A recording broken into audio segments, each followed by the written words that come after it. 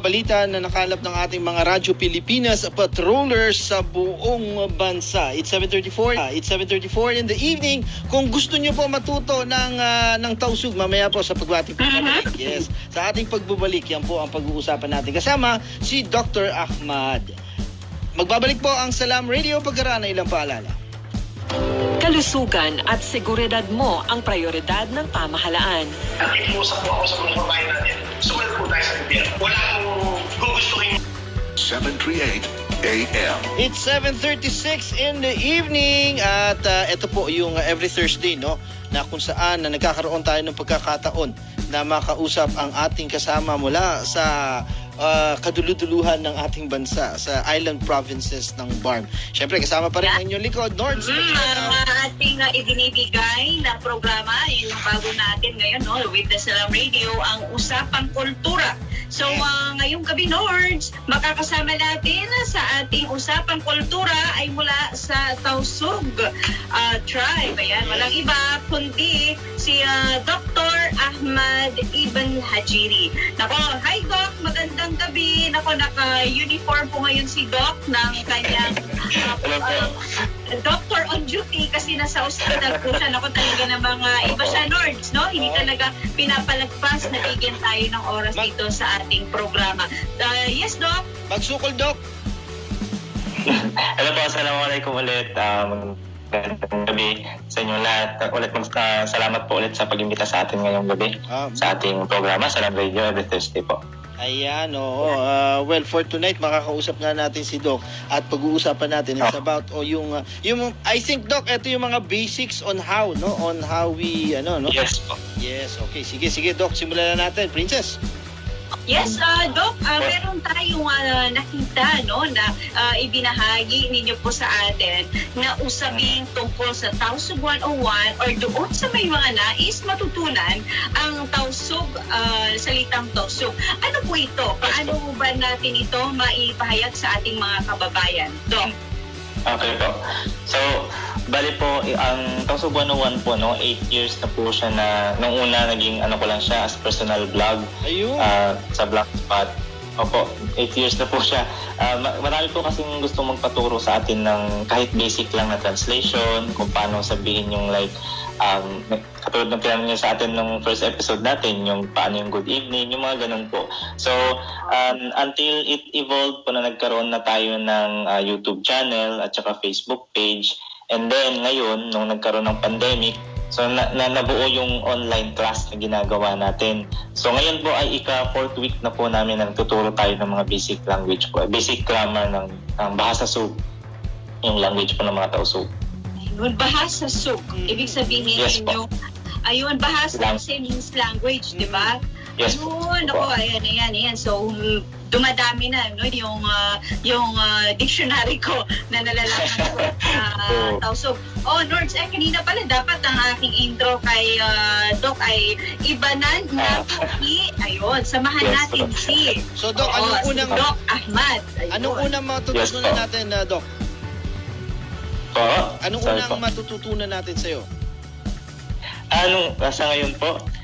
Hindi ako nakaprepare sa lesson natin ngayon. Well, i-introduce ko na lang po kasi sa amin, sa class namin ngayon. May mga pictures tayo. Hopefully, we could show it on screen. Na ni-grab natin coming from the Facebook page ng Tausug 101. We're not, hindi natin, Doc, sure kung maipapalabas natin ito, but we hope na handa yung ating tech group para ipakita natin. But usually, Doc, no, over these past years, ano po usually yung mga tinatanong sa inyo? Bakit nila gustong matutunan itong Bahasa Sug? Yes. Karamihan naman po kasi sa mga students na nagpapaturo sa akin, sila yung mga tipong yung iba, Tausug sila, pero lumaki sila sa ibang bansa o kaya sa Manila na nakalimutan na nila yung pagsalita ng sinog. So parang gusto nilang hindi magbalik loob, parang bumalik at matutunan ulit yung language na balik loob talaga. Yung iba naman po, which is interesting. Ayan, Doc, may mga pinapakita tayo, like kansyo, or kansyo? Yes, kansyo. Kansyo, ayun. Kansyo in by ini, whose house is this? Ayun, ang galing naman, Doc. So yes, Doc, Yung mga diversity, mga ibang nagpapaturo is yung mga lumaki sa ibang Yes, po. lugar. Yes, Doc, ano pa po? Meron pang iba, in fact, meron din akong mga foreigner, meron tayong international students from Malaysia, in fact, meron din tayo from America. Sila naman, parang nagkaroon sila ng relationship with Tausug. Siguro yung iba, naging asawa nila, Okay. ganun. Tapos gusto nilang matutunan yung language na mapag-converse sila.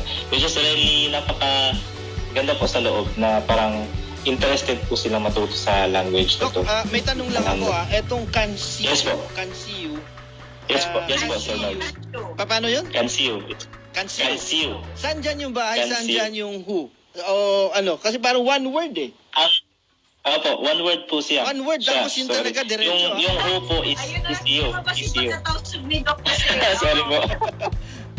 Opo, oo. Kasi sa Tausug po kasi, sa Bahasa Sug, tatlo lang yung vowels namin. A, I, U. Wala kaming E, wala kaming O. Okay. Wala kaming tulad ng sa panahon na yung talaga? Ay, ando, sa Maranao, Yes, madami po. yan. oo, meron pong E, di ba? Yung, paano ba yan sabihin? Yung Kansiu. Yung A din, di ba? Merong letter E. Oo. Yes, Oh, yes. wala kaming ganun. Sobrang simple lang po talaga ang Bahasa Sug. Okay, okay. Ang galing, na-excite ako, na-excite ako. Kaya nga kanina, no, Doc, I keep on grabbing yung mga in-upload ng Tausug 101 kasi sabi ko, magagamit ko to kapag ini-intro kita, kapag pinag-uusapan natin about Bahasa Sug. So, apart from this po, no, are we also opening at Tausug 101 to public? Ano po ito? Is this free? Para po talagang yung mga kaibigan, kababayan natin, anybody who wants to go into this page, ay mabisita nila ito? Yes po. Open po to public itong page natin na Tausug 101. Tapos yung series po namin na lessons, every Saturday po namin hinohold 10 a.m. Nung una po meron kaming online class, pero pag masyadong busy ako sa schedule, nag-record na lang po ako ng videos ng lessons. So, ang tawag po sa series namin is Magsinog Kita, which is, ang ibig sabihin ay Let's Speak Sinog. So, yun po yung series. So, pwede po kayong mag-register doon for free po. May link naman po doon sa page. Bisitahin nyo lang po yung page natin na Tausug 101. Learn Sinog, I think Tausug. Ito po yung logo para makita po. ayan, At saka na-share naman po sa page natin sa Salam Radio. Thank you po sa page. tinitingnan Ayan, namin Doc, ngayon. actually pinapakita natin. ngayon. Even yung, yung account ninyo sa YouTube, pwede rin nilang i-search. Yes po. Ayan, pinakita natin, Yes po. naka-underline din siya. May mga videos po dyan. Eto Doc kasi di ba ikaw ay tubong Sulu, but then nag-aral ka ng iyong undergraduate sa may MSU, Yes. Marawi City. Marawi, yes. And then nagpatuloy ka naman ng iyong kursong medisina sa UP dito sa Metro Yes. Manila. Ano ito? How do you keep up with your own dialect na hindi ito mawala? Buti hindi ka Maranao or more on Tagalog. So yes, how did you maintain your own dialect? Siguro sa akin po is yung interest lang and love sa sarili mong culture and other cultures as well and language. In fact, Okay. napakaganda rin ng language na Maranao. Nung alhamdulillah, thankful ako na napunta ako sa Marawi, natutunan ko mag-Maranao. Then nung naging Dr. Tulabalis ako sa Maguindanao, konti-konti, natutunan ko yung mag-Maguindanaon. Then yun po, yung love lang sa sarili mong language and yung passion na gusto mo siyang i-share sa iba. Parang siguro yun yung naging igniting factor po sa akin para ganito po. Okay. Boss F, pwede ipakita natin yung yung merong I, yung talagang yan. Ito Doc, ito pinapakita ngayon. Uno means what? Hisiu means Yes who. po. Kansiu Yes. means whose. Pwede Doc, Whose. Yes po. para at least yung accent mo, yung yun talaga yung mapakinggan natin. Wait lang kasi may delay lang. Sige po. Doc. Ayan. Sige Doc. Para ayan. Yes, Okay. Doc. Yes Doc, po. nakikita niyo ba yung natin, live streaming natin? Hindi ko nakikita yung live streaming, pero nasa akin naman yung memorize ko naman Ayan, yun. ito po, yung Ayan. Uno, is you. Para makasabay yung Doc, ating tama ba nanonood. yung basa ko? Uno, Yes. is you, Yes po. Chansiyo, Walaan natin, princess. Kano, Kuno, Maita. ipopronounce ko po. Tingnan natin kung tama tayo, Princess. Sige. Ginig po tayo. Time to be corrected. Sige. Tanggap naman natin yun, Doc. Yan po yung bonus lesson namin na mga pangasubo. Ibig sabihin yung mga question words. Pangasubo, question words. Okay. Pangasubo. Opo. Medyo mabilis siya sabihin. Una po is uno. Uno is what? Uno. Uno. Like, Yes, uno in Uno. kiyaon mo. Anong kinain mo? So, yun yung sa object, yun yung what. Then we had isiu. Isiu is who. See you.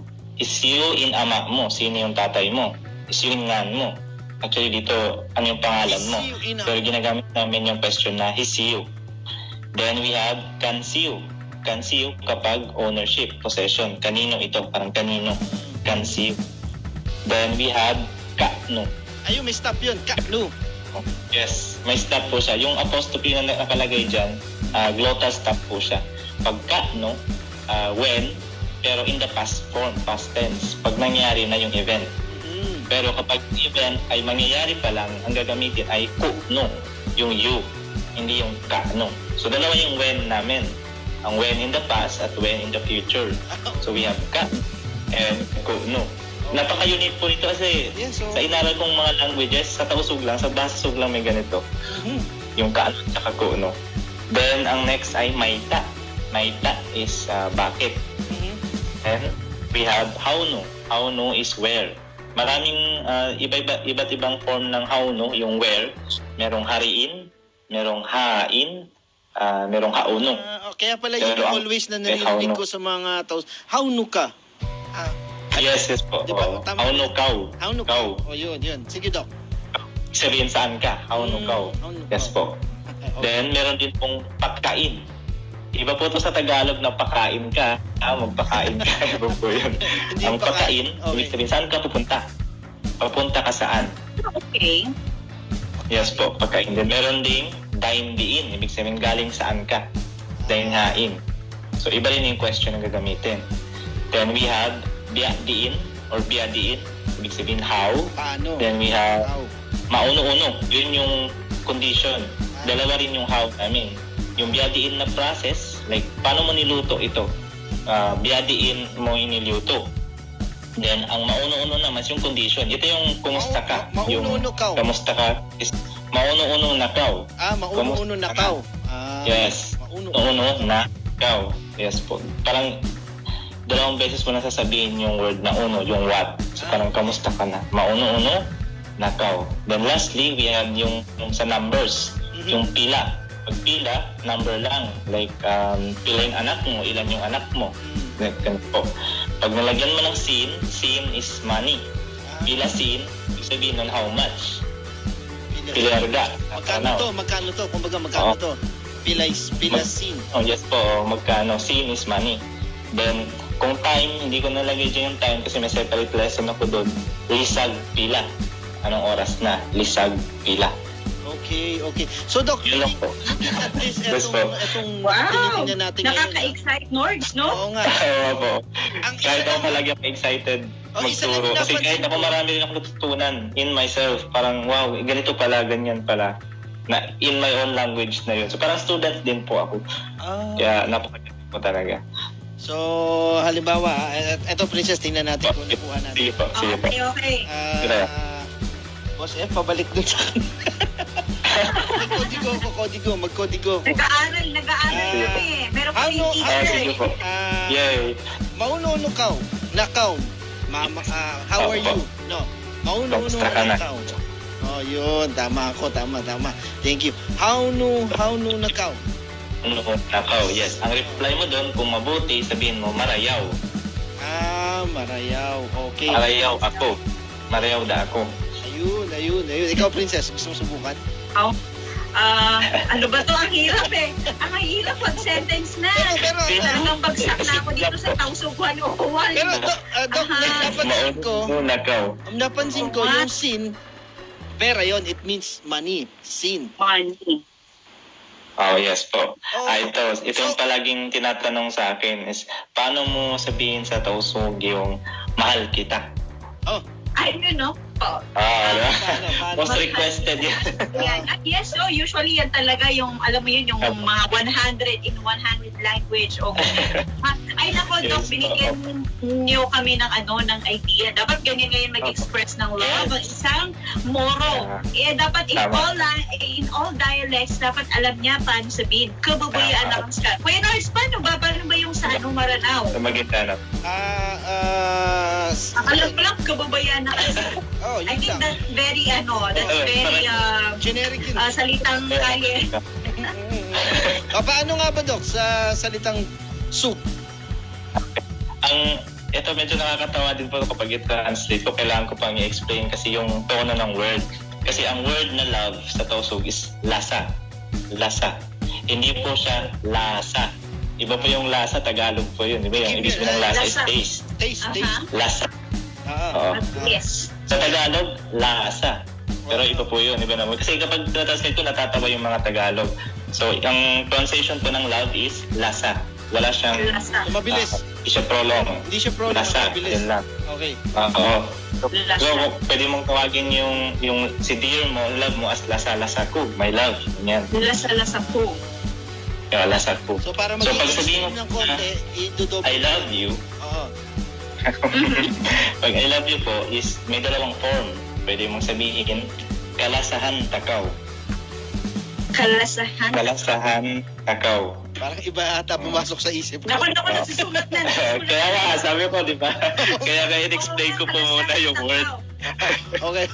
Kaya pala natatawa. Kalasahan takaw. Di ba po, kapag Tagalog ka, iba yung may isip po. Oo, tama. Yun po. Eh, ang another form po ay malasa ako kay mo. Malasa kaukay mo. Malasa ako kay mo. Pinamahal kita. Is that it? Yes. So, yun yung mas parang mas romantic. Ayun. Malasa ako. Ayun, okay. At least, no, mali. Galing, ang galing. At least more, mali na. more. Doc. Oo, no? Ganito tayo, every may ganito tayong Dito po. session. Merong, Of course. Kuya Mars, ikaw, may gusto ka bang ipa-translate? I think nice na kasi may news break tayo pero next Thursday baka i-ready ko na yung mga gusto ko. Yes, oo.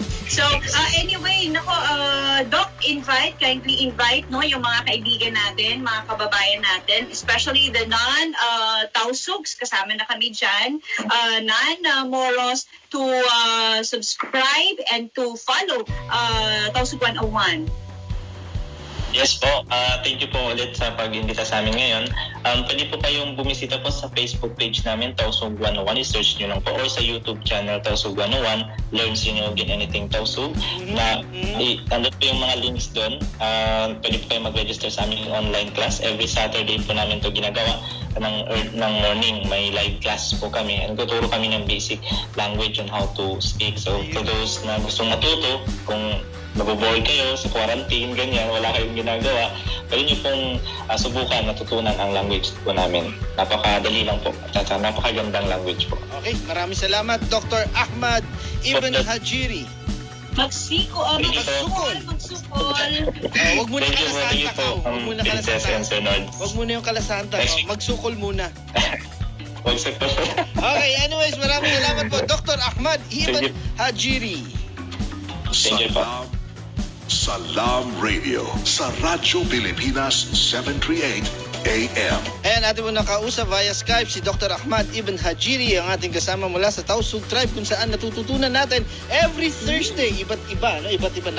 Prinsesa, nakakatuwa yung kanina. Sana matuloy-tuloy pa. But anyways, it's 7:55 in the evening. Magbibigay daan muna tayo sa ating Radyo Pilipinas Network Balita na ihatid sa inyo ni Boss Efraim Ronquillo Gaitos.